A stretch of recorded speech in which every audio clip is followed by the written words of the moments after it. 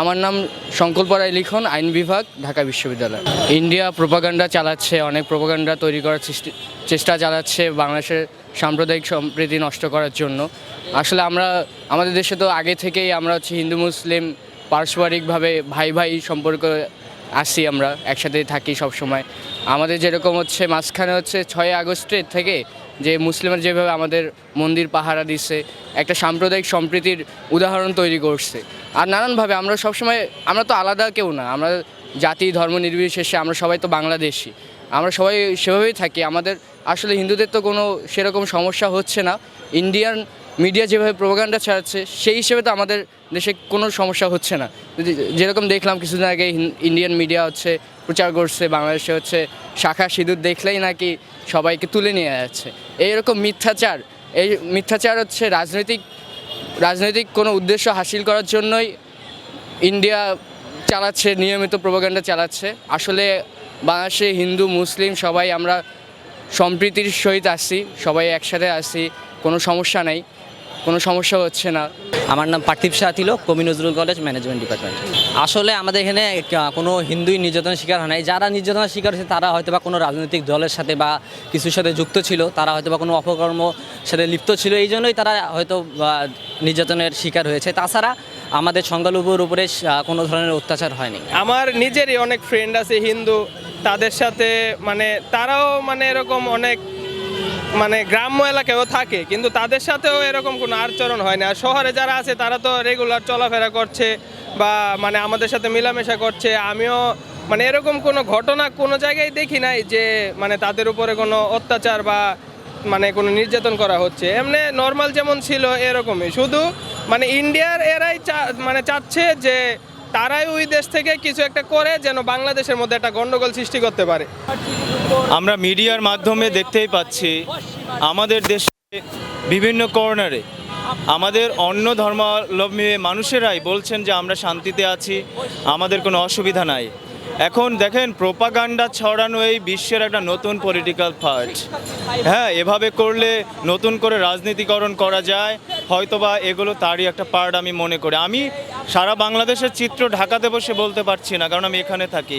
আমি যে জায়গাটুকুতে থাকি সেই জায়গাটুকুর সম্পর্কে আমি বলতে পারি যে এই জায়গায় আমরা খুব শান্তিতে সহমর্মিতা একে অপরের ভাই ভাই হিসেবে থাকতে পারি এবং থেকেছি। হ্যাঁ, আমি আমার যে জায়গাটুকুতে থাকি, আমি আমার যে গ্রামে থাকি, আমি সেই গ্রামে আমার ভাষায় হিন্দু ভাইয়েরা আসেন, ঈদের সময়ও আসেন, আগের দিনেও আসেন, আমরা আবার তাদের পুজোতে যাই। হ্যাঁ, ওখানে অনেক গান বাজনাও হয়, সেখানে আমরা যাই। আবার আমাদের যে বিভিন্ন ধরনের ধর্মীয় অনুষ্ঠান হয় তারাও সেখানে আসেন। এটা হচ্ছে বাস্তবতা। আমার নাম ফারহান সাদিক অঙ্কুর, বৈষম্য বিরোধী ছাত্র আন্দোলন, যশোর জেলা। যশোর বৈষম্য বিরোধী থেকে আমাদের গতকালকে বেনাপোলে বর্ডার থেকে 200 গজ আগে আমরা একটা প্রতিবাদ মিছিল করেছি যশোর বৈষম্য বিরোধী থেকে।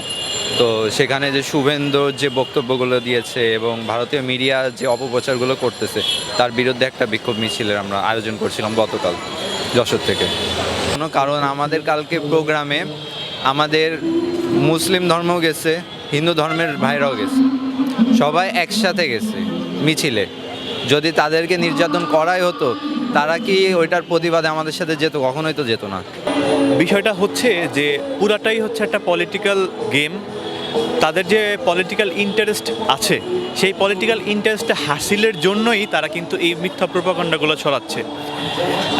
আপনারা জেনে থাকবেন যে বর্তমানে অন্তর্বর্তীকালীন যে সরকার, তার আগে ছিল ফ্যাসিস্ট শেখ হাসিনার সরকার, এর একটা রেজিম ছিল। এই ফ্যাসিস্ট শেখ হাসিনার রেজিমে যতগুলো নির্বাচন হয়েছে সেগুলো মূলত ভোট চুরি এবং কারচুপির যে নির্বাচনের মাধ্যমে তারা ক্ষমতায় এসেছিল, এটা কিন্তু মূলত ভারতের মদদেই এসেছিল।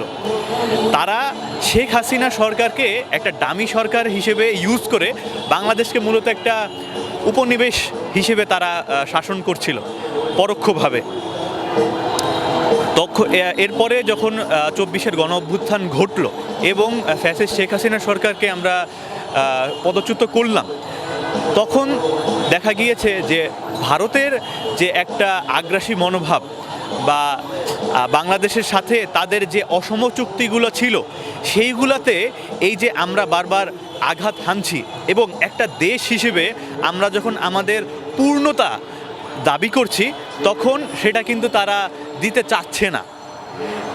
সেটা যাতে তাদের না দিতে হয় সেই জন্যই কিন্তু তারা আমাদের যে সংখ্যালঘু ভাই এবং বোনরা রয়েছে, সংখ্যালঘু আমরা বলতে চাই না, আমাদের যে বাংলাদেশের সনাতনী ভাই এবং বোনেরা রয়েছে তাদেরকে একটা ট্রাম্প কার্ড হিসেবে ব্যবহার করে তারা তাদের পলিটিক্যাল স্বার্থ হাসিলের মাধ্যমে শেখ হাসিনাকে আবার ক্ষমতায় বসাতে চাচ্ছে। আমরা জানি যে শেখ হাসিনাকে কিন্তু তারা এখন একটা খুনি সরকারকে তারা তাদের দেশে আশ্রয় দিয়েছে।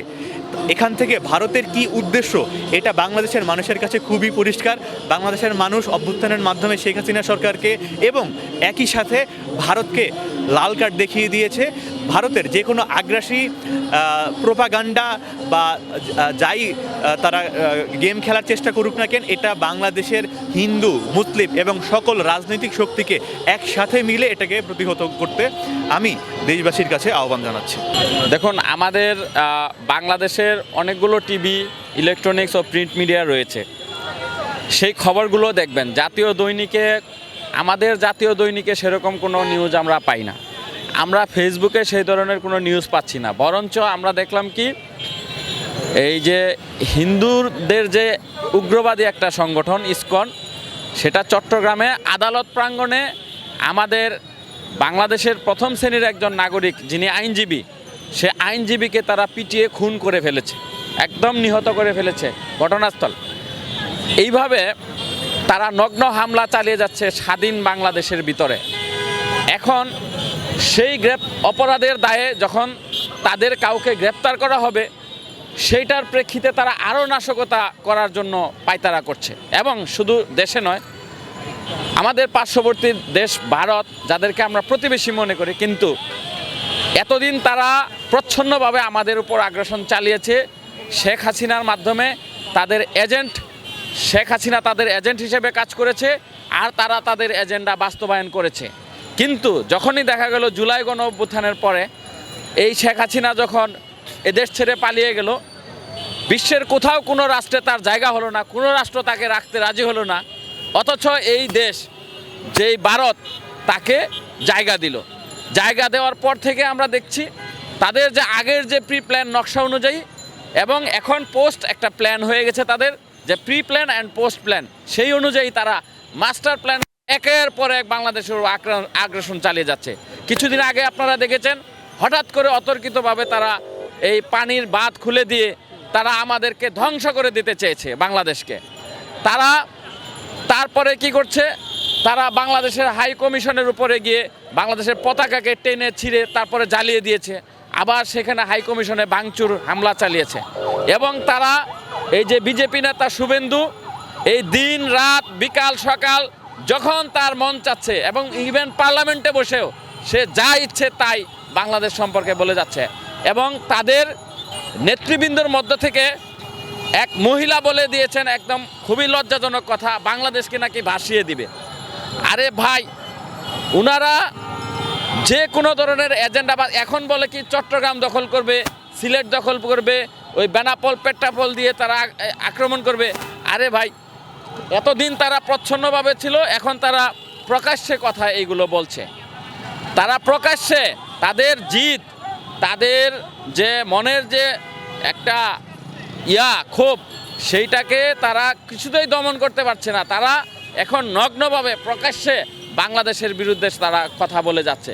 বিভিন্ন চ্যানেল বলা হচ্ছে বাংলাদেশ থাকবে না, বাংলাদেশ 3 মিনিটে উড়ে যাবে, এই সমস্ত কথাবার্তা তাদের জাতীয় দৈনিকগুলোতে, এই টিভি চ্যানেলে প্রকাশিত হচ্ছে। অথচ আমরা দেখছি ভারত সরকার, মোদি সরকার, যে জেগে ঘুমানোর মতন একটা অবস্থা, সে কিছুই দেখছে না, তাদের বিরুদ্ধে কোনো ব্যবস্থা নিচ্ছে না, কোনো পদক্ষেপ নিচ্ছে না।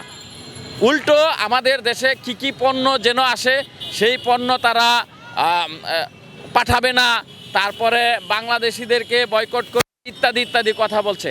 আমরাই তো তাদেরকে বয়কট করেছি, আমরাই তাদের ভারতীয় পণ্য বয়কট করেছি। বাংলার হিন্দু, মুসলমান, বৌদ্ধ, খ্রিস্টান সবাই শান্তিতে আছে, আমাদের বন্ধু বান্ধব সবাই খুব ভালোভাবে আছে। আপনি দেখেন কোনো সোশ্যাল মিডিয়াতে, ফেসবুক, ইউটিউব এবং জাতীয় দৈনিক, প্রিন্ট ও ইলেকট্রনিক্স মিডিয়াতে কোনো ধরনের নাশকতার খবর নাই। যেটা তারা শুধুমাত্র অপপ্রচারের জন্যই সেটা তারা উস্কানিমূলক কথা বলে যাচ্ছে। আমরা ধৈর্যের পরিচয় দিচ্ছি। যদি আমাদের ধৈর্যের বেদ ভেঙে যায়, যদি আমাদের উপর আরও আগ্রাসন চালাতে চায় ভারত, আমরা কিন্তু বসে থাকবো না। আমাদের দেশের জনগণ 18 কোটি জনগণ তার সমুচিত জবাব দিবে ইনশাল্লাহ।